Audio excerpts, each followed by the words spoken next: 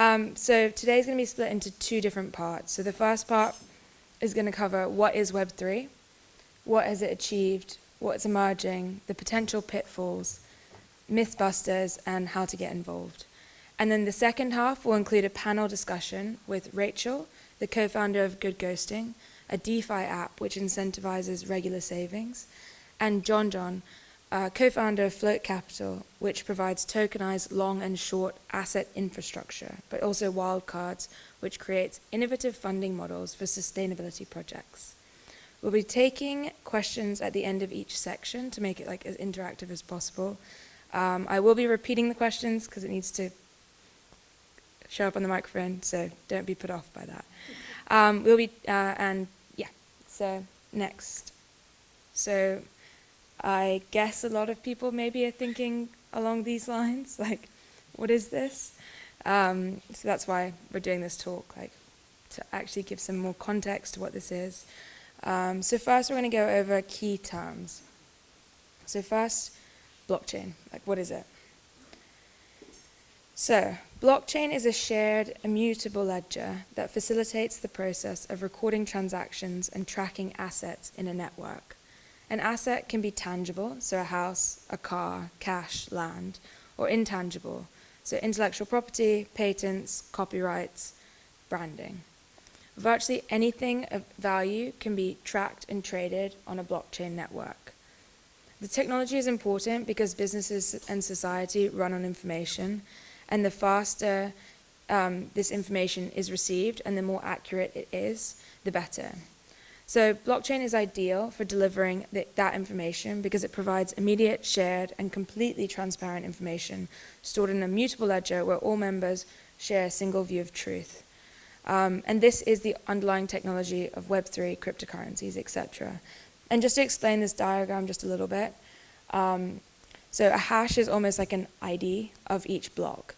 And the thing is, to break that link between the hash and the previous hash, you have to take over 51% of the network, which makes it, so all of the nodes in the network have to reach consensus of 51% in order to break a block, and then the block before that.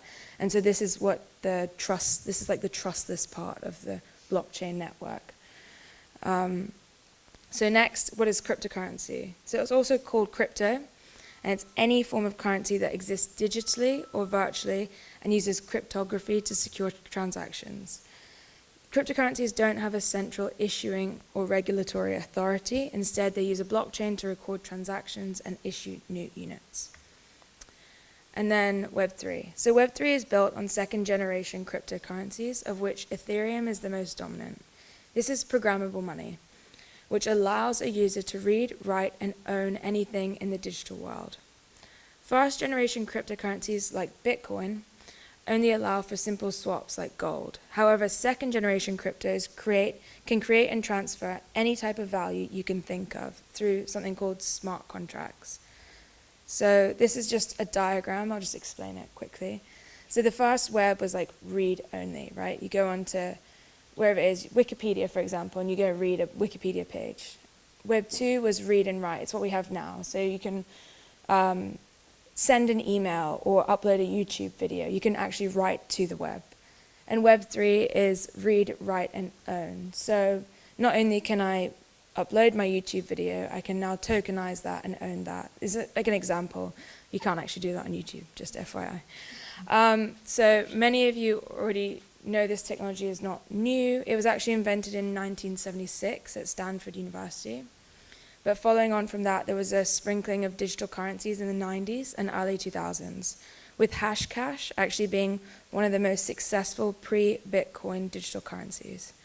However, not too dissimilar to AI, which was invented in the 50s, the use case for public key cryptography to be used as a store of value, digital value did not reach widespread adoption until the invention of Bitcoin. So,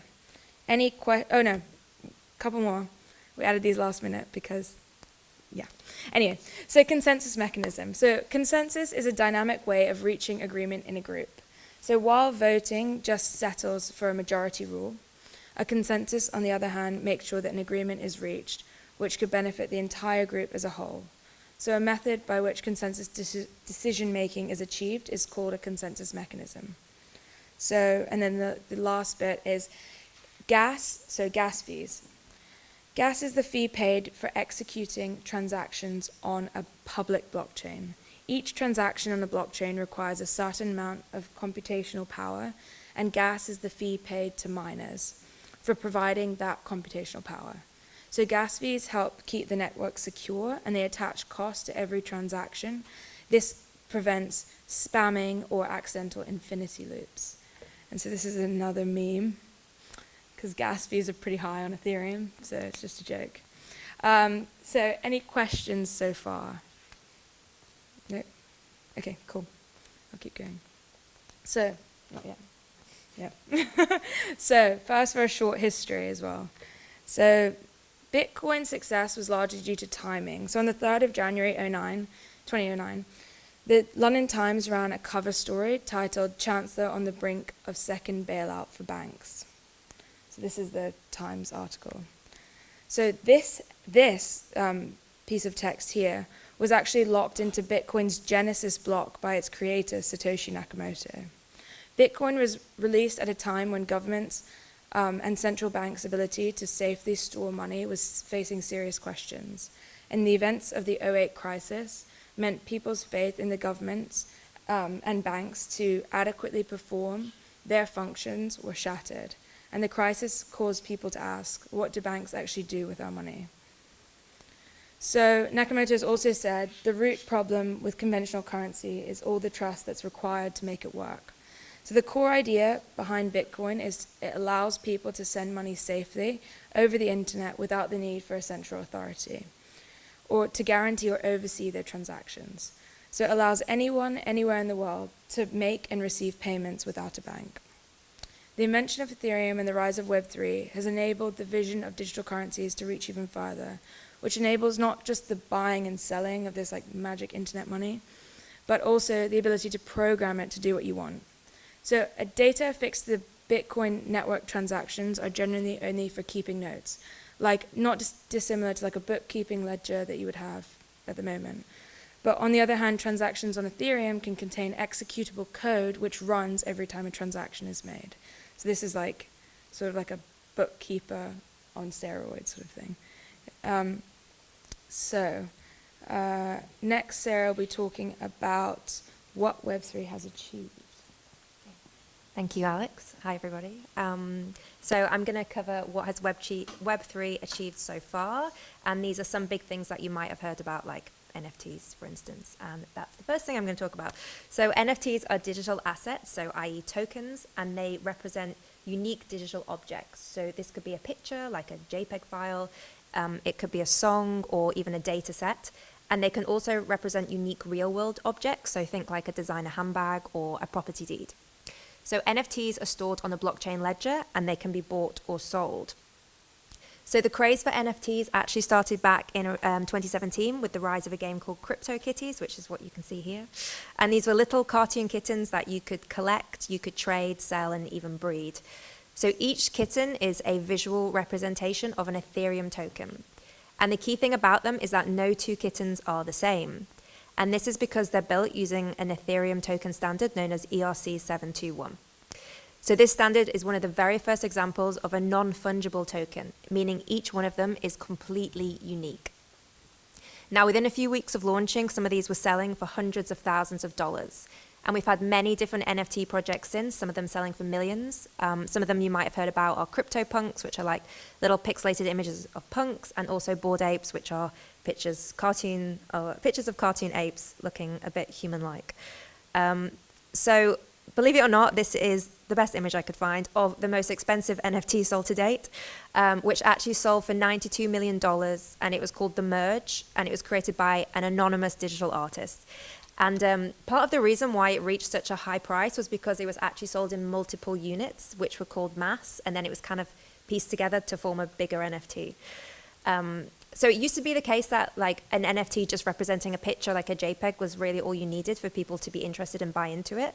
But what's happening now is buyers and investors are looking for teams and projects who are going to deliver roadmaps for years to come. So for example, NFTs these days might give you membership to clubs, access to events, and also functionality within metaverse worlds as well. And some NFTs have also been used for crowdfunding public goods. An example here is Save Thousands of Lives, which sold for $4.5 million, and profits were allocated to the organization's program, which was aimed at saving newborn lives in South Asia. NFTs are also being used to fund the war effort in Ukraine as well.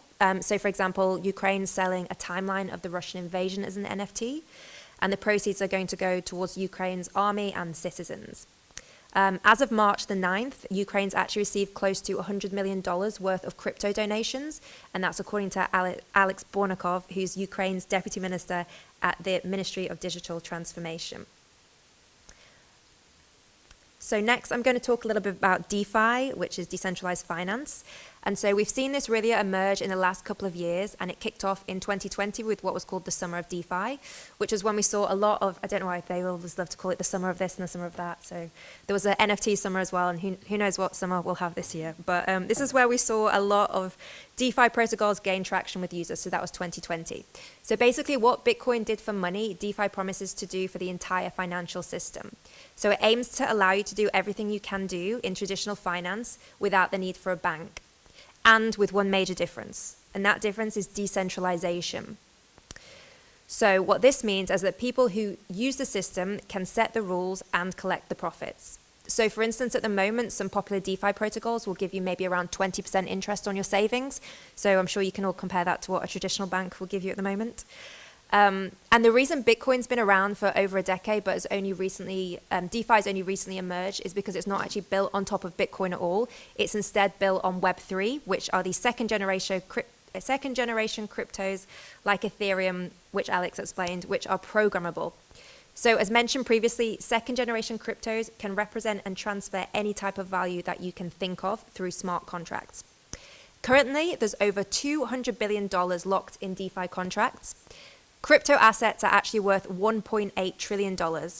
We're at a point where the largest investment banks in the world are building their own cryptocurrencies and using their own cryptocurrencies. And also, countries all around the world are creating and launching digital currencies of their own. So these are called central bank digital currencies, also known as CBDCs. Next, I'm going to talk a little bit about DAOs. So I'm not sure how many of you have heard the term DAO. It was on our meme as you were coming in. But DAOs are basically internet native organizations that are collectively owned and managed by their community who work towards a common goal. So DAO stands for Decentralized Autonomous Organization. However, the vast majority of these are as yet neither decentralized nor autonomous, really. DAOs aim to be owned by their community, which usually anyone can join, rather than groups of shareholders, hence the term decentralized. They also aim to be governed by crypto treasuries, token-based voting, and code, rather than layers of management, hence the term autonomous. Many DAOs pay their contributors in their own tokens, which can usually be exchanged for normal money, which we call fiat. Currently, the biggest DAOs are in DeFi. One of these is called Uniswap, and it has around 250,000 different members.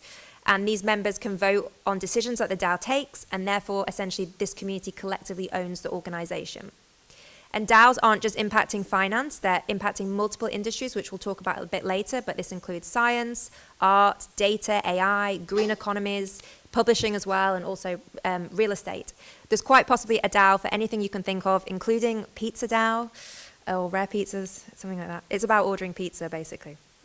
And next up, I'm just going to talk briefly about culture before we move on to what is emerging. So we thought this was quite important to mention because Web3 has a language of its own, as you've probably already noticed, and it can be very overwhelming when you first get involved. The mindset of the culture of Web3 is embodied by the phrase WAGMI, as shown by SpongeBob here. And it's essentially an acronym which stands for "We're all going to make it." So although this first became popular as a phrase about getting rich, it came to embody a key difference between Web3 and the traditional startup mindset. So traditional startups operate in an individualistic culture of zero-sum games where winners take all, and businesses are incentivized to act adversarially towards one another. Web3 instead is collaborative. The idea is if one of us makes it, this paves the way for others in the space to make it too. And similarly to this, Web3 protocols are almost always open source. It's very much frowned upon to not have an open source protocol in Web3. And this is also reflected by the grants given in the space, who often stipulate that you have to open source your code as part of receiving that grant.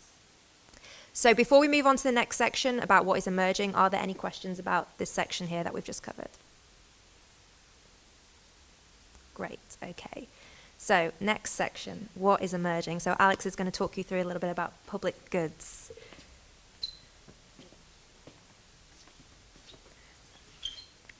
So in economics, is this mic okay, by the way? Is the sound okay? Okay, it's all good, okay.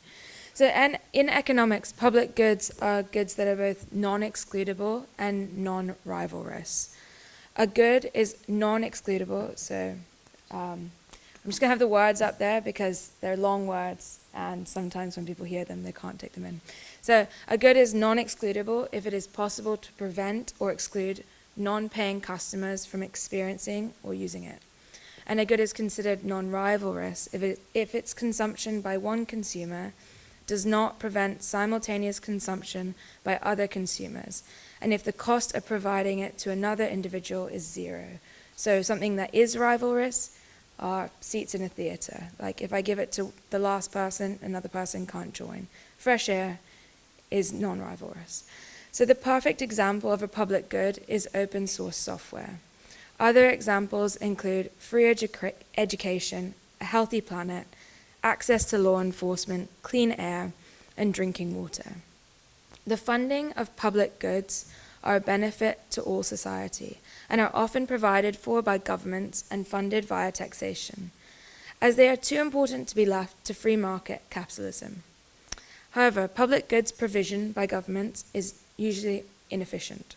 This is mostly because coordination complexity around allocating funding fairly and efficiently. So you're probably wondering why I'm talking about public goods in a Web3 talk. So, Web3 public goods protocols like Gitcoin raise money efficiently and provide a neutral way for individuals to fund and build public goods. Web3 brings benefits of transparency, coordination, and decentralization to public goods funding. Gitcoin is able to efficiently coordinate funders without needing to trust centralized entities, such as traditional crowdfunding platforms. Furthermore, Gitcoin employs a quadratic funding model, which scales funding in a democratically efficient way. So, as you can see here, I'll explain the diagram anyway. This is achieved by matching every single donor's contribution with the deep pockets of large foundations. So the idea is that if a wide group of people signal the value of a public good through their willingness to pay, then it makes sense to prop them up with institutional funding. So for example, if I was to vote with $10 and UCL was to vote with $1 million for different things, we would have the same voting power because the way that it's one-to-one, right? I've voted and they've voted. But actually, what you're signaling that it's one-to-one. And so therefore, UCL's funding amount would actually be less than, and I would get more. So it's pretty cool. You can go try it out if you go on Gitcoin and go vote for some stuff. So far, actually, Gitcoin has raised $55 million in funding for open source projects. They're really interesting. So another exciting development is retroactive public goods funding. This was actually proposed first by Vitalik Buterin, who's the creator of Ethereum. So an exciting development on this front is the introduction of the Optimism Collective last month, actually, whose purpose is to produce strong public goods infrastructure for Optimism, which is built on Ethereum, to increase its utility and therefore create a useful economy for all to build on. So if you look at this, it's like this circular economy thing, like let's all build each other up. And I think it comes back to like the culture of like WAGMI and like we're all going to make it. It's like, how do we actually build things to lift us all up rather than this like zero-sum game? And that's just a meme, which I quite like. Anyway, you can see here how the funding, blah, blah, blah. So this is actually a tweet by Vitalik, the creator of Ethereum, talking about, so he got in a bit of trouble because he was like, didn't like apes. It was like the Bored Ape stuff, the NFTs. And he said, I don't hate apes, I just want them to fund public goods. So although there's some exciting developments in public goods funding, considering the massive amount of money in the ecosystem, we still have a long way to go, and many projects which would benefit the whole ecosystem still struggle to get funding. So next, Sarah's going to talk about ReFi. Thank you. So this is something that's definitely emerging at the moment. So regenerative finance, known as ReFi, lies at the intersection between crypto, climate action, and biodiversity loss. So the idea is that to meet decarbonization targets by 2030, current rates of decarbonization need to double. And to avoid a mass extinction event, we need to sufficiently protect and restore our ecosystems. The ReFi movement argues that achieving these goals requires a radical rethink of how our current economic system allocates value. Now, voluntary carbon markets face many challenges that blockchain technologies claim to solve. For example, the tokenization of carbon credits creates a use case for carbon as a collateral asset. Blockchain also addresses issues around transparency and accountability, which prevents double counting and greenwashing. So Toucan and ClimaDAO are two organizations in the space that have demonstrated the extent to which ReFi can affect traditional markets. So over 5% of the voluntary carbon market credits has actually been tokenized via Toucan since October, and the floor price of carbon has been raised by 3 times as a result of the demand triggered by ClimaDAO. Now, this rising demand for on-chain carbon stimulates the capital to scale carbon dioxide removal technologies and to develop scalable measurement, reporting, and verification systems. So next, I'm going to talk about another public good that we're particularly passionate about, and that Web3 is currently revolutionizing, and it's science. So scientific knowledge is said to be the epitome of a global public good, but it's often locked away behind paywalls, and data is siloed in institutional databases. Decentralized science, known as DeSci, aims to enhance scientific funding, unleash knowledge from silos, remove the reliance on profit-hungry intermediaries in science, so this is things like publisher conglomerates, and to increase collaboration across all of science. So in this way, DeSci is helping science to reclaim its role as a true public good. So science-focused blockchain initiatives date back to around 2015, but they didn't actually coalesce into a larger movement until last year in 2021. We believe that this is the first DeSci meme, which was created by Alex in September 2021, when we were part of an open science DAO called Absentia. You all know what a DAO is. But at this point, no one really knew what we were talking about with this meme, and a lot of these likes came later when we retweeted it. So the current landscape of DeSci, it's a group of loosely connected DAOs, which is mostly focused on biotech, but it's now forming a very coherent and connected movement to reimagine all aspects of science. This year, there's been an explosion of interest in DeSci. So we published an article in Nature at the start of this year. A16Z then commissioned us to write this explainer article, and the term has gone viral. Key themes in DeSci are the use of smart contracts to cut out intermediaries and instead to mediate directly between stakeholders. For example, one aim of DeSci is to remove the need for journals to act as a trusted intermediary for peer review and knowledge curation. DeSci also aims to remove the need for centralized funding bodies to make decisions about research funding allocation. And there's also the possibility of immutable permanent storage of science on the blockchain to combat issues of censorship. Another theme in DeSci is ownership.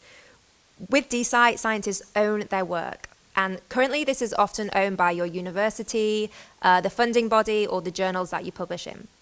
So this ownership enables scientists to share in any later profits that are generated from their work. And this is all brought about because of provenance tracking of intellectual property and data through the blockchain. The hope is that this will help create more self-sustaining scientific ecosystems where scientists are free to pursue curiosity-driven research. Later profits from scientific output can also be shared with other people who contributed to the process. So, for example, patients who took part in studies, or maybe citizens who contributed to funding in the first place. This is the premise behind the most successful DeSci DAO so far, called VitaDAO, which is funding longevity research through NFTs, which represent scientific IP. Now, this IP, and therefore any resulting profits, are owned by the DAO members, so the members of VitaDAO itself. So Alex is just going to talk about data, AI, distributed compute. So modern society runs on data, AI, on data, and AI extracts value from data, and the more data leads to more accurate AI models, which benefits businesses and societies.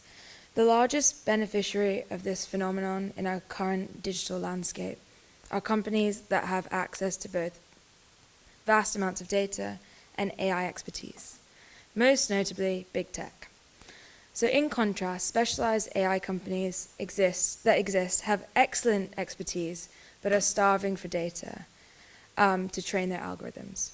Then you have typical enterprises, which have less AI expertise, but are drowning in so much data they don't know what to do with it. I personally have experience with the latter. So therefore, we have a situation where data and AI are controlled by few, but their implications on society are unprecedented, and their reach is controlled by a few, but their reach is wider than any single government has ever had before. I mean, if we look at Cambridge Analytica, that's like one example that comes to my mind, like super easy, but you can think of other ways that these large tech companies have control over our lives that governments actually don't. So, the goal of distributed compute and federated learning is to spread the benefits of AI through using different tools which help to equalize the opportunity to access and monetize data. There are some big players in the space, include IPFS and Filecoin, which were born out of Protocol Labs. And you also have decentralized data marketplaces, such as Ocean Protocol. And there's some other really interesting players coming up, like Algavira AI are doing federated learning, Nevermind.io create data sharing for enterprises. So anything, this is a super interesting space. We're actually building a project that's looking at decentralized data and how to share that in a safe way. So ask us more questions on this later, because we love it. So any questions about what's emerging, and yeah. Nope. Okay, cool. So next are potential pitfalls, which is always a great topic when talking about Web3. So ignoring the technology for a second, blockchains are an optimal platform for speculative boom. And therefore it's of little surprise that bad actors and speculators converge on it. So the first one I want to talk about is the ICO bubble, because it happened, we've seen the aftermath of it. It's a nice thing to look back on. Well, not so nice, but anyway. So in 2017, 2018, the market was made up of speculators who didn't really care about the underlying technology, and they just wanted a ticket to bet on and get rich. This led to an unprecedented boom in Bitcoin and altcoins in 2017. And this was followed by the fall in the price of Bitcoin by about 65% during the month of January and February 2018. However, we should not conflate cryptocurrencies and the underlying technology with the ICO bubble, which was a speculative phenomenon that converged on it. The ICO bubble was something that happened to crypto and not something intrinsic to it. Many of those building were simply motivated by creating a new financial system, and they continued to build even after the 2018 crash. Examples are our guests, John and Rachel. Both have been working in crypto for a really, really long time, and they continued building throughout this whole period. So a lot has evolved since 2018, and there are now many world-class teams, well capitalized, to build, scale, and evolve blockchain technology. And tens of millions of people in the world who now understand decentralization, consensus mechanisms, and private keys. So Sarah's going to talk a bit about scams and losses. Thank you. So people losing money in crypto frequently makes the news, and I'm sure we've all heard lots of stories. Some of these are purposeful scams, whereas others are simply the result of bad code or immature governance, and sometimes it's difficult to tell one from the other. The most recent of these was a disastrous NFT release by called Other Deed, which was by the same team behind Bored Apes, called Yuga Labs. So Other Deed NFTs represent a plot of virtual land in the metaverse. Now, Yuga Labs made 55,000 of these. This is an example of one here. And they launched this a couple of weeks ago. What could possibly go wrong? The sale was so popular that it sold out immediately, which made Yuga Labs 320 million. But it also crashed the Ethereum network. So each purchaser not only paid $5,800 per NFT, But the demand was also so high that gas fees, which are required to mint an NFT, as Alex explained earlier, gas fees soared to as much as $7,500 for some people. So just for a bit of context, gas fees are usually maybe around $20 when you mint an NFT, but it does fluctuate depending on how busy the network is. Now, for those people who didn't actually pay enough gas, maybe they didn't have $7,500 in their wallet to pay the gas, their money was actually lost to the network. The team has since reimbursed all those who lost gas during the mint, but the community remains very disgruntled at having to pay such high gas costs in the first place for the NFT itself. So many blame the way that the smart contracts were coded, whereas others have suggested that the launch was actually planned to fail, so that the team could advertising launching their own blockchain, as you can see in this tweet here. We're sorry for turning the lights on Ethereum for a while. It seems abundantly clear that ApeCoin will need to migrate to its own chain in order to properly scale. We'd like to encourage the DAO to start thinking in this direction. So this is just one example of another day in the crypto world. Other recent headlines which hit the news was Squid Game, which was in November, where this new squid currency and the related online game was released. And it was actually said by some investors to just be an elaborate scam. So investors claim that the developers disappeared after the currency skyrocketed in price and they seemingly cashed out with $3 million. So this is known in the industry as a rug pull, and it's why it's really important to always research projects as much as you can, and particularly the team behind them before you get involved in investing in any NFT projects. So are there any questions on this section before we move on to myth busting? Cool, okay. Next up is myth busting. So some of you may be sat there with a couple of questions. What about money laundering? So there's a common narrative that crypto is used for money launderers and drug dealers. However, research has shown that transactions involving illicit addresses in 2021 represented just 0.15% of all crypto transactions.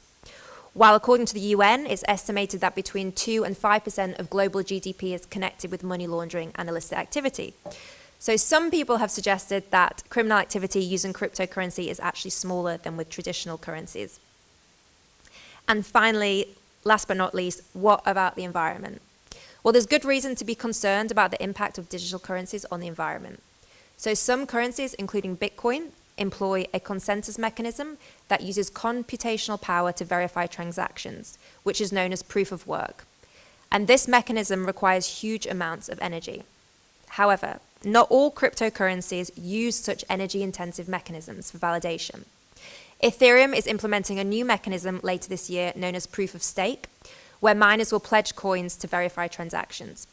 It's estimated that this will reduce energy consumption by over 99%. And many other chains, for example, Celo, already use this proof of stake mechanism. So that's the end of that section. Are there any questions on the Mythbusters before we move on to how to get involved? Yes. How does something like Solana reduce the gas fees for transactions in comparison to Ethereum? Oh, that's a great question. So how does something like Solana reduce the gas fees in comparison to Ethereum? And I don't actually, it's different, which one is consensus? Proof of stake, yeah, so it's proof of stake. So essentially that's what I mentioned before about it's the consensus mechanism. Instead of having the miners all compete by performing these like large computations, they stake their tokens instead in these staking pools, and then they use that to verify their transactions. Yeah, cool. Any other questions? Yes. How does the UN or any other organization estimate the number of percentage of money laundering? That's an absolutely great question. I don't know the answer to that, but I'm definitely going to go look it up. I'm not sure how the UN does that. It's probably something around looking at crime statistics and working with the police and those kinds of things, but I'll definitely look up how they do that because it's a really good question. And also I don't know how they, when it comes to the illicit addresses involved with cryptocurrencies, I don't know how they identify those either, but yeah, sort of government consultancies, I think, sometimes. But yeah, I'll definitely look into that. Yes? Maybe like, maybe a bit out of the field, but like, At the beginning, things like NFTs were sold to artists like, oh, you finally will have full ownership of your art and will be able to cut the middleman. But in reality, like you see with many things like the apes, for example, there's many of those examples, it's more like reiteration, never-ending reiteration, or one graphic that is not even that high quality. So the argument about NFT helping art to sell and be the new tool for art is actually a bit taking the joking. I mean, really, no fine artists really seem. I mean, some have, but what's your position about the low, the quality of the art, making a nosedive with NFTs? Yeah, I'll just repeat the question for everybody. So the idea is, it was originally sold, you're completely right, that NFTs will flip it all around so that artists can like finally own their own work and get paid for the art that they create. And I think what you're saying is that it's not actually delivered on that promise, and you think the quality of the art has actually gone down as a result of that. I suppose the quality of art, it's the type of art. I think we see fashions with NFTs and the cartoon images, etc., like that. And I think a lot of that is around the community who are buying the NFTs. So I think traditional art markets, it really depends on the country though. So like in the US, I think there's a definite relationship between high-end art galleries and NFTs, and they have much more of those like one-to-ones. Whereas I think what you tend to see on the internet and what gets publicized a lot are sort of the pixelated profile pictures, and their sort of tastes around that are very different. But I do think it's like a cultural difference, like in terms of, I mean, art's always been about personal taste, right? And I think every generation probably doesn't necessarily. It's also stolen art very often that just gets changed and in different ways, and sell like 100 pieces on the base on one stolen piece of art. Yeah. So I think that's quite an interesting point, because it will be stolen because it was never previously put on a blockchain. So they've stolen it and then put it on a blockchain. What would be interesting is in 5 years' time, if all art is put on a blockchain, then you can't steal that art ever again. Because there's a pointer that says, at this point in time, that art was put there, and this art is from this person. And then 5 years later, if someone tries to steal that art, they can't, because they can then prove the provenance of that art. Does that make sense?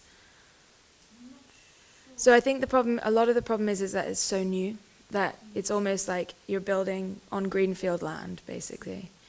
But it'll be interesting to see how it evolves over time. And as Sarah said, like the taste, a lot of the things that get bought, like a lot of the art that gets bought, is for people that are crypto native. So it's for people who are, crypto punks. People relate to that because they've been working in the space for a long time. They relate to that sort of punk like era, like non-conformity. That speaks to them. So I think for maybe traditional artists, they see it as like not great art, but actually for people buying it, they really enjoy that art and they like that art. So it's like personal taste. So yeah. What do you think about the fact that sometimes like people buy a piece now because it's popular on the market and it's a good investment, more of that art really speaks to it. They buy a collection just because it's what is likely to bring profit more than the art. Yeah, that happens in the real world as well. So yeah. Thank you. Great questions, thank Yeah. you. Yeah. As a quick comment, even with the traditional fine art, you can still make copies of a fine art and have them not really good quality. In the same way that in the virtual space, you can create copies of the same artwork. It just has that additional instrument of blockchain behind it that proves the sort of originator, essentially, or the copyright or the IP behind it. A quick question, what are your thoughts about something like Decentraland? So the question is, what are our thoughts about Decentraland? I haven't personally sort of experimented with that side of things yet, so I don't really have an opinion on it. I know some people absolutely love it, but I think in anything in this space, it's just follow your own tastes is always the first rule, and do your own research. Like DYOR is another acronym meme in the space, because you should always do your own research and not just buy things because people say, oh, it's going to like skyrocket. Like, as long as you like it, and that's the main reason you're buying it, and you research the team, so you can be pretty sure it's less likely to be a scam, because you can never guarantee these things, then I think that's the kind of advice I have about it.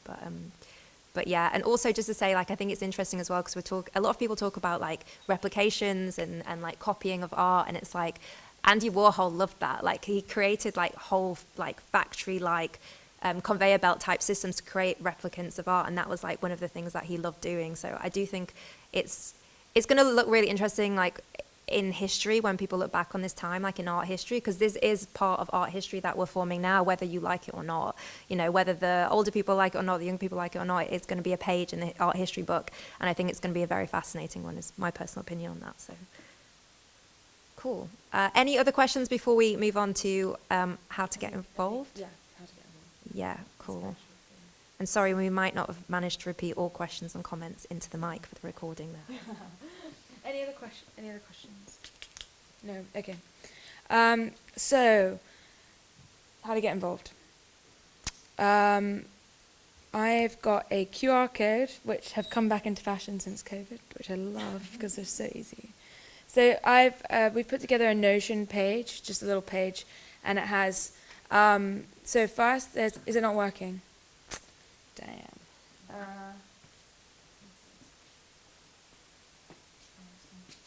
Well, I'll give you the website then. Oh, it works on a different phone. Maybe it's some. It does work. Yeah. Maybe it's the angle. If you go It works closer. now. Yeah, I think it's the angle. Okay. I was like, how am I going to forward you this website? I don't know, because it's very long. So on this QR code, there's first how to download your Web3 wallet. So that would be really good, because we have a POAP for this event, which is a proof of attendance protocol, which is a little NFT that goes in your wallet, and it says, I attended this event. And we love POAPs. My dad actually stalks my POAPs, and he texts me about them. So he's like, I can see you have a new POAP. I'm like, yeah, I do. So please scan this and look at that. And then there's also a part on grants funding. So a really cool thing about this space is if you build on certain protocols, you can apply for grants to build things. So whether that's like funding your startup, or whether it's you want to build some, like you want to fix a feature in for a protocol, whatever it is, you can look at the request for proposals. You can also apply to open grants and a lot of these things. So there's a good database about that. There's also, what else is there? There's also further reading from this talk, which is super cool. So all the stuff we've mentioned, hopefully we've linked it there. There's a place so you can contact us. And there's also a survey to give us some feedback. And so on a final note, I just want to reiterate that we're so early and this space is rapidly evolving every day. And an analogy I love is like, imagine we're like building the internet with the internet. So that's what it's like building Web3. And this is from one of my favorite tweeters, David Phelps, and it's like thinking of the future of blockchains is like Bitcoin or Ethereum as we know them. Is like sitting in a movie theater in 1927 and thinking the future of film will be silent and black and white. So we're at the very, very beginning, and there's lots to build. And then this is it's the QR code again. And this is your POAP, so please go find the POAP. And it looks like this, the page. So, yeah. Oh, and now we're going to do a lovely panel with our guests, Rachel and John. So please stay for that. I don't know if we should get... Before we start, is there any questions? No? Okay, cool.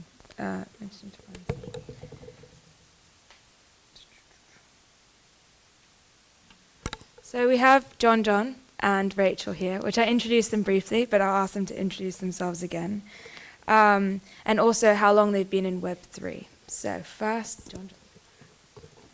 Thank you very much. So a little bit about myself, John, and I've been now learning for the first time about Bitcoin in 2016, which was pretty cool. And I read a little bit about it, and I was studying computer science at the time in South Africa.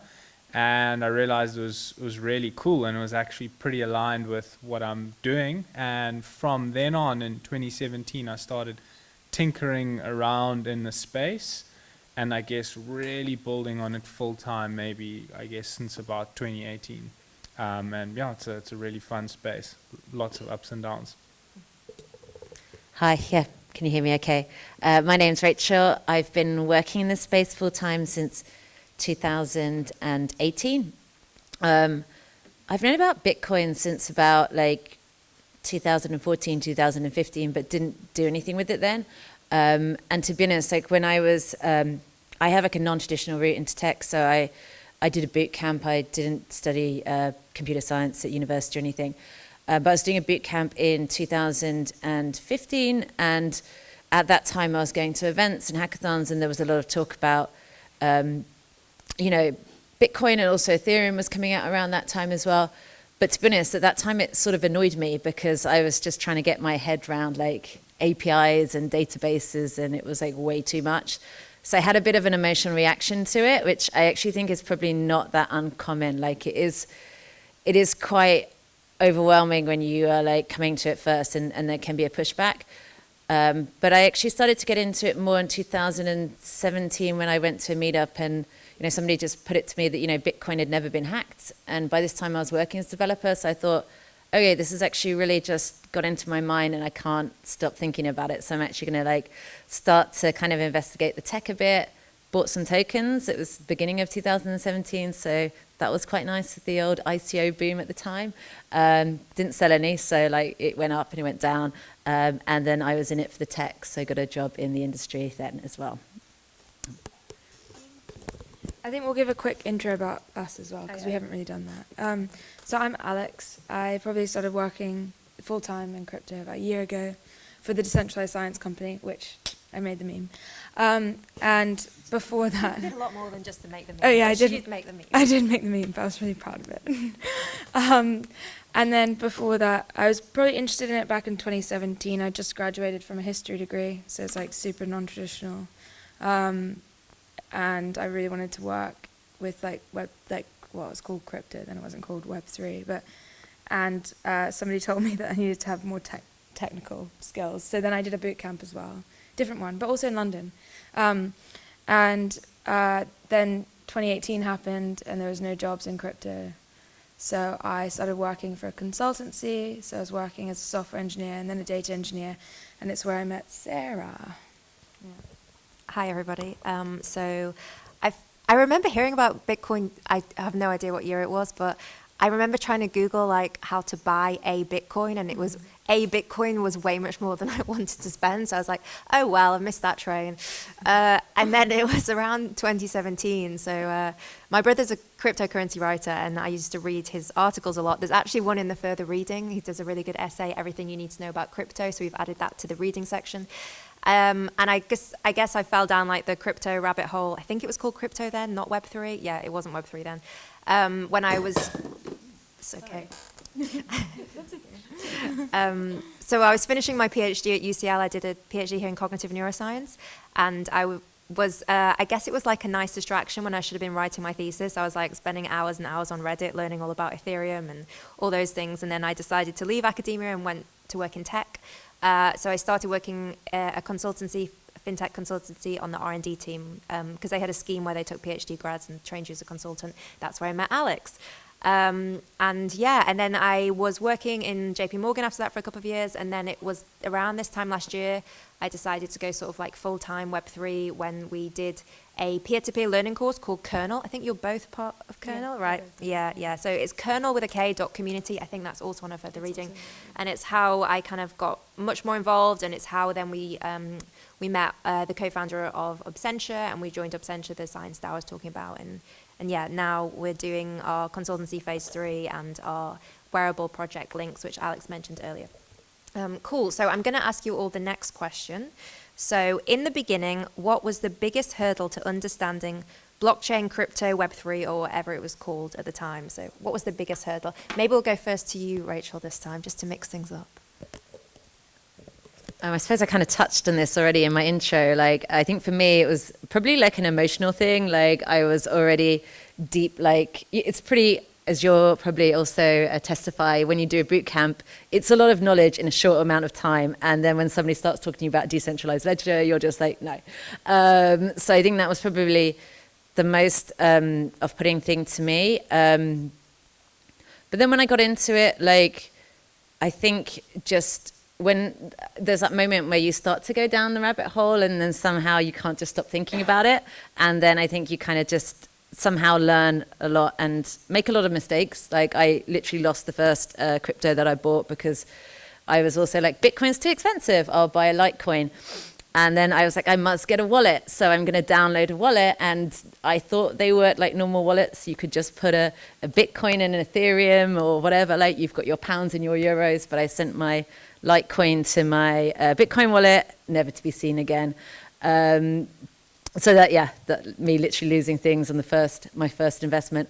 But it didn't really put me off. I think by that point it was more of an experiment. So I think it was the initial like kind of overwhelming jargon, and like I think particularly when you have when you're trying to understand things technically, it is a lot. So I think just breaking it down is probably the biggest challenge.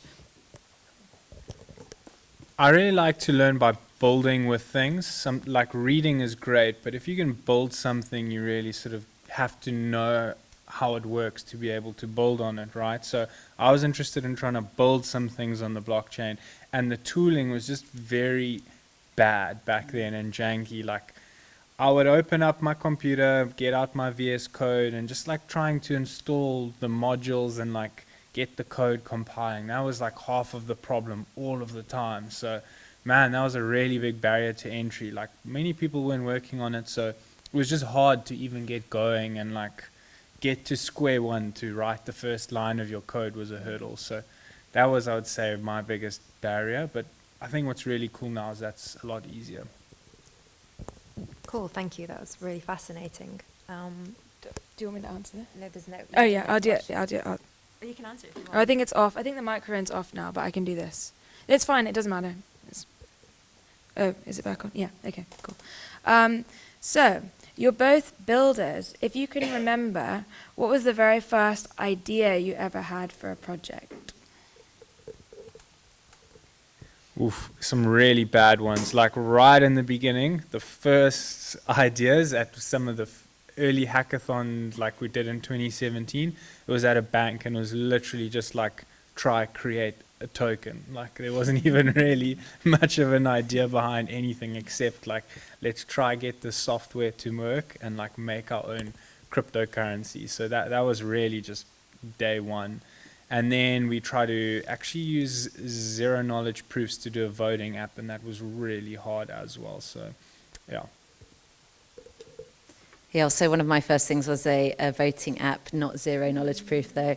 There were some very silly ideas around like gambling crypto kitties, and like a cat that could get a hat for the crypto kitty and you could lose its hat. Probably the most ridiculous thing. That was back in like beginning of 2018. But you know, silly ideas are fun. I think they're part of the creativity. Okay, great, thank you. So the space has changed a lot since you both started working in the ecosystem. What would be your advice now to anyone looking to get involved? Yes, John also mentioned, things are a lot better in terms of the developer experience. I still don't think they're perfect, so I think you do need to go in with a slightly different mindset than if you're using more established technology. Probably the documentation still could be out of date. There we go. Is that working now? Yeah. Cool. So yeah, like if you're developing, like documentation is much better, but like still always just dive into Discord and ask questions. I think where this industry makes up for some of its lack of developer experience is in its openness. So you can normally get hold of somebody who works on the protocol or a community member who will help you. So that really helped me. Just ask a lot of questions, and you quickly learn, although there's always more stuff to learn. So it's kind of like a never-ending job. Many of us probably know YouTube's one of like the best ways to learn anything. And YouTube is great now with crypto. There's lots of people building cool stuff on YouTube. So if you go into YouTube, one person I can recommend is Patrick. He does some really cool things, easy to follow along. If you just even Google like Patrick blockchain Python, I'm pretty sure it will come up. So yeah, I enjoy that. Yeah, and Discord, if anyone doesn't know, it's just like Slack. It's like a tool. I think it was originally made for gaming, and it's used for like every crypto project. And also hackathons. Like hackathons are amazing. So I've linked ETH Global's hackathons in the reading list, but yeah, if you can find crypto hackathons, like they're awesome. And I'm just gonna talk because I don't know if this is on. Anyway, crypto hackathons, and there's prizes, and like the people, like the co-founders of the actual builders on the protocol are there at these hackathons, and you can code with them to build your product. So that's cool. Also, I think we're throwing a hackathon soon, so come along to that. But anyway, it's more of a thought hackathon, so keep your eyes out. So next question. What do you think are some of the key differences between running a Web 2 and a Web 3 startup?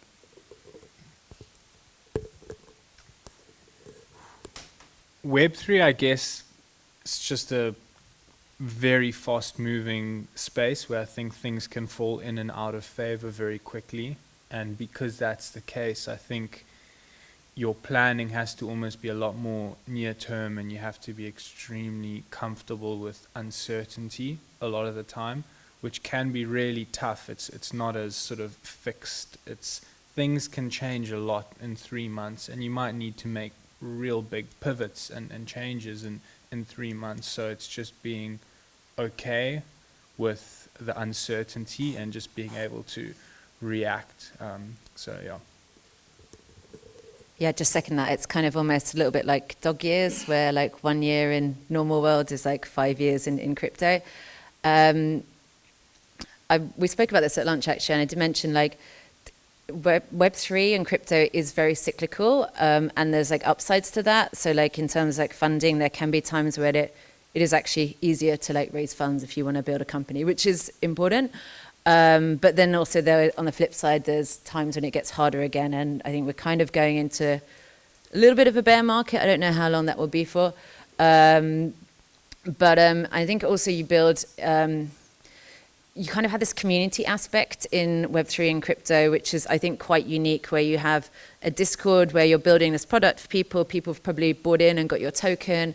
They're very like emotionally invested in your product, which can be amazing when things are going well, and you can get like a lot of support. And I think it's what gives this kind of industry a lot of like energy and vibrancy. But you also have to make sure that you like manage expectations and you do deliver, because I think, you know, as we all saw with the ICO boom, lots of promises, not so much delivery. And for some of those projects, frankly, they just raise too much money, and that is a problem in itself. And I think because everything there's a level of transparency that you probably have in Web3 that you don't have if you're building a more traditional like web product, where people can kind of easily see how many dollars are locked in your protocol, how many addresses are interacting with your smart contracts. So that can present challenges, but yeah, it's also a benefit as well. And yeah, you've got to learn, like, everything is changing all the time, so it's constantly learning as well. It's important to also take some time out, because people do get burnt out being on Twitter, being this and that. Like, if you also get caught in I know yesterday there was a whole kind of crypto meltdown. If you're caught in the eye of one of those storms, you've got to, self-care is important. So like just making sure you take some time out and do some deep thinking and restore as well. Thank you, that's great advice. So the next question we wanted to ask you is, what has been your biggest success? So with Good Ghosting, we help our users basically build better financial habits. We incentivize them to save regularly. So we've helped our community save over 2.5 million in crypto, so probably the biggest thing that I'm most pleased about. We've recently hit the number one. Well, a couple of times we've hit the number one app on Seller in terms of daily users, which is awesome as well. But also, it's just been phenomenal as me to be able to, kind of as a female founder, be able to build a team across the globe. We've got 9 people working for us now. Fundraise and go on this journey. So I think it's actually afforded me some very unique opportunities that I don't think would be available to me, or especially during like pandemic. Like now you can, like I say, we have a team. My whole team, we met part of this program Gitcoin kernel that we all took part in. So we're on 4 different continents. None of us live in the same country, and we've been able to build a team, and that's really been awesome, I think. I think I would say one of the biggest successes is the fact that what I'm doing every day, like I enjoy doing it, which is really, really cool. It's such a creative industry where now for 4 years I've never been like, wow, this is starting to get boring. I'm like doing the same thing. Man, every day there's new opportunities, new things to build on top of, and it's kind of like this ever evolving Legoland where like there's always more stuff to build on other Legos, and the more everyone else builds, the more fun, because the more like space for you to build stuff on top of them. So that's just really, really cool, and yeah, I think one of the biggest successes. Yeah.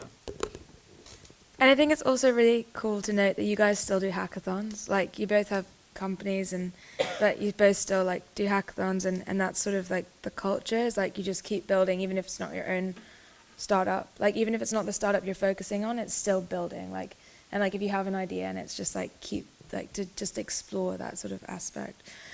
Okay, next question. What do you think are the main risks for the industry going forward? So, for example, think that sometimes there's too much speculation and not enough building, and this happens in a bull market. So that's when like token prices are really high. So yeah. But now coming into a bear market, so maybe it will be less. I mean, there's all the obvious ones, but something interesting, like yesterday, one of the big stable coins losing its peg, like that's really fascinating, looking at those types of things and trying to see, what kind of ramifications does that have on the industry as a whole when some really big projects start to struggle and maybe go underwater. Maybe there's a few challenges there, but yeah, I'll just leave it at that. I think there's quite a lot of obvious challenges. Yeah, I guess, it's not great when people are kind of losing money, and obviously there are kind of risks around like the regulatory environment. That's like a whole topic of itself. And I think it's always kind of, it is interesting because I think we just can't really be sane about money. So like we always like either go completely like down on it, and actually in bear markets actually probably when like most interesting stuff does get built, but then like we do seem to go crazy again when the price goes up, and I think kind of like just navigating that can be a bit tricky, and we also like how is that journey going to unfold when we have like more and more like millions and billions of people getting involved. That will be interesting. Great, thank you very much. Okay, so the last question that we have for you both is, what excites you most about the space for the future? Yeah, I think it's just like this kind of concept of like, which John mentioned, like it's this kind of whole ecosystem of like Legos that you can build on top of, and it gets richer and richer. Like certainly compared to like when I was getting into space in 2017, there was no stable tokens. There was like DeFi wasn't a thing. Like, CryptoKitties had just come out, but that was pretty much it. So it was actually quite hard to build anything. There wasn't really much you could build apart from like an ICO.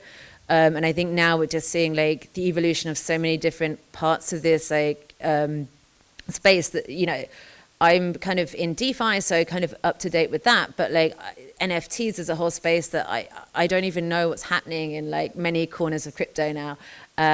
So it's interesting to see how that evolves. And like you can look at a protocol, like for example, we build on Aave, like we know Aave, we have a good relationship with them, but like you don't need that. You can just start building on that. And as more of these kind of building blocks are out there. I think we're going to get more and more like creative uses and things evolve beyond like what we see now. Yeah, I think same thing. You know, we at like the tip of the iceberg when the internet started. We couldn't even conceive all the really fun things that, you know, we take for granted today.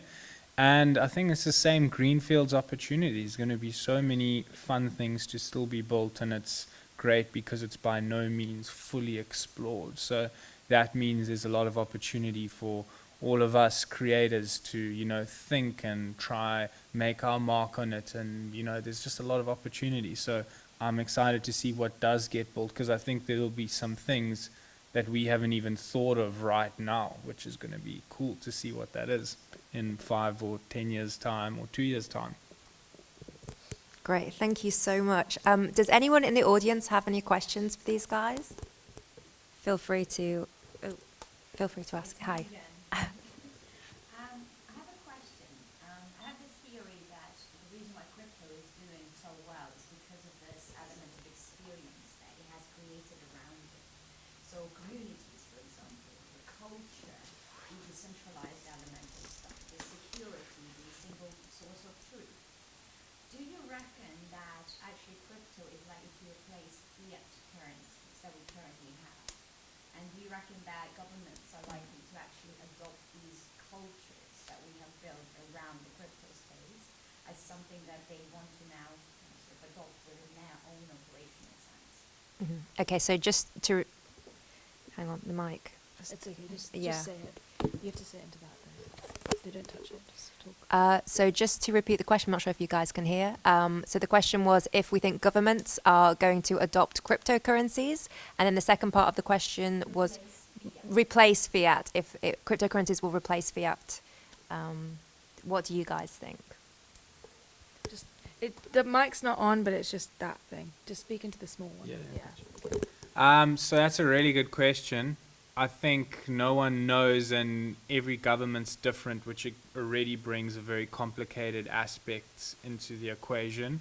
As you know, some governments are accumulating Bitcoin and have some ideas. Some governments are outlawing and banning these. So I know a little bit about economics, not too much, but I know monetary policy is a really important tool that a lot of governments use to, you know, bring about certain sort of economic things they would like to achieve, and they would be extremely reluctant to give that up. So I think they would be happy to adopt crypto insofar as it can provide certain efficiencies for them, maybe settlements, those types of things. It can really improve that. But in terms of, you know, sort of a country becoming a DAO and like you have these many tokens and you vote on things, I don't think it's going to go that far. I think at the end of the day, the huge barrier is whenever you're coming from fiat to crypto or crypto to fiat, that bridge, the government's always going to be involved and able to regulate that point. So, yeah. Yeah, I suppose the government will always probably want to exist in some kind of like centralized element to kind of regulate and control things. But having said that, there are actually a lot of experiments, and I believe there will be adoption in kind of central bank backed digital currencies. So I think we'll see elements of it, and I think it can actually offer like a huge level of transparency, which could actually be very beneficial. I don't think government's going to come out with like WAGMI DAO, as fun as that would be. It's kind of all of that. But I do think, I think it could be really, even if it's not a fully public ledger, I think, you know, whatever form it takes, there's a lot of kind of government institutions that need to talk to each other, and also getting that to a way in people that they have some transparency. I think we will see it in some form. Any other questions? Yeah. I have two questions. The first one is, when we're looking at DeFi projects, how should we navigate the legal and compliance complexity here? And the second question is, any tips on how we're building kind of the early adopters of any DAO or any Web3 projects? How do you go from, like, this space is so crowded, how do you get your first adopters? So the question is legal complexity around DeFi protocols and early adopters for your DAO. Is that correct? Yeah. Which one wants to take it first?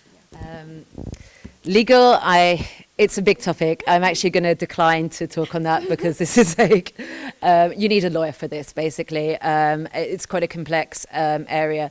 But like, yeah, like see if you can get a lawyer and then get some advice on that. Easier to talk about kind of getting your earliest users.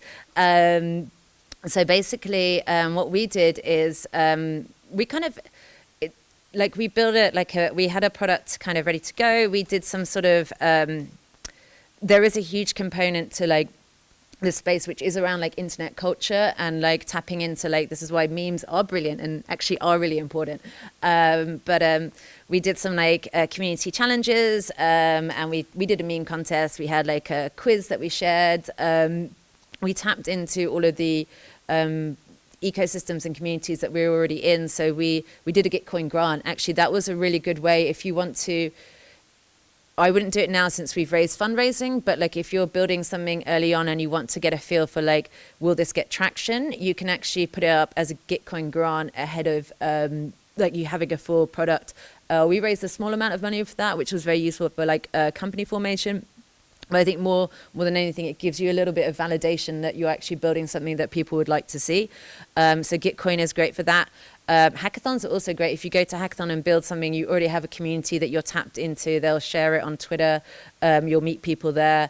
So I think it's all about kind of tapping into those communities. And I think in this space generally, like been building my product for like just like the last year and a half, and like the most successful way that we've grown is by doing collaborations. So we did a collaboration, done it with like lots of places in the space, and we're in a nice, it's not so zero sum, so there's always an opportunity to do like an NFT share or a token share, do a community call together, and I think this has been by far and away the most successful like growth tactic that we've used.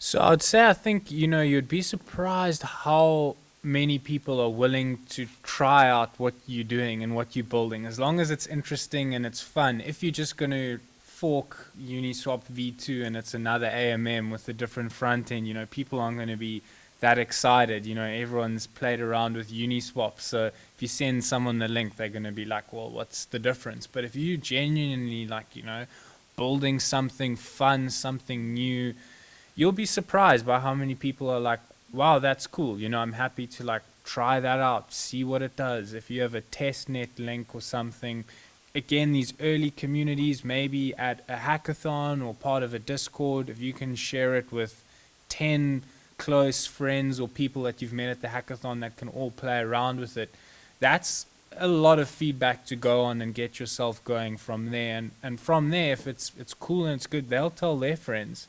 And before you know it, I at least think that organic way is the best way to go about getting some early users and adopters, and that'll give you enough insight to, I think, take the product to the next steps it needs to be taken to before you know, go do other things with your product. So yeah, people are happy to try things out. So that's really cool in this space. Do you have any comments on the legal side of it that he asked about DeFi legalities? I think Rachel covered it pretty well, so I'll leave it to what she said on it. Yeah. Thank you. Yes, I think it's really cool. Actually, I'm not like a technology like person. I'm normally like always unfamiliar with this thing, so it's really like informative for me. So my question is actually this: like John and Rachel. Rachel, like you guys have mentioned, like this is a industry that will actually induce the uncertainty. We need to avoid that, and also it's fast moving and everything. And so from my perspective, when I think about it, if this industry is such fast moving in the future, and even now, like in the future, so for people who are not familiar with this kind of things, is that another kind of centralization of knowledge of things? How do we deal with that? Is it possible, like decentralize this concept? Because when I was like listening to this, I was like, I can't like catch up some concepts. Yeah. No, I think I might take this one actually. Yeah, that's actually, I'll repeat the question. So is the issue with I guess what you're touching on is because the space is so new, there's only a finite amount of people. The early adopters in the space are the ones that are building it, and that's a small group of people. And yes, it's a problem. So I think one of the biggest problems I see is like the same group of people being members of loads of different DAOs, and so building what seemingly are different products, but actually are all coming from the same people.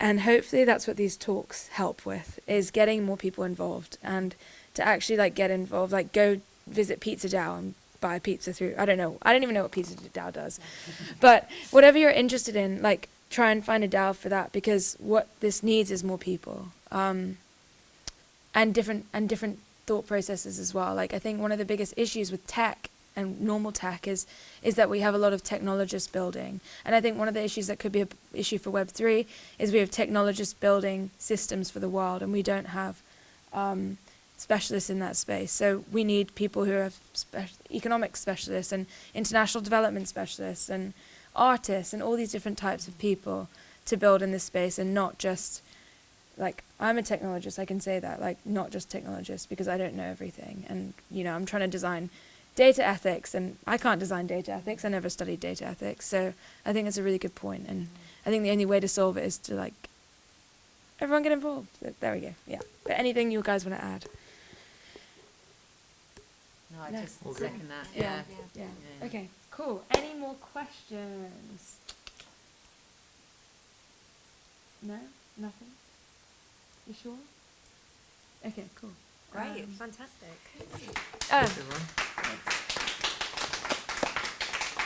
Thanks, guys. Thanks, everyone, and don't forget to claim your POAPs. And thank you very much, John, and Rachel. Thank you. Thanks, guys. For having us.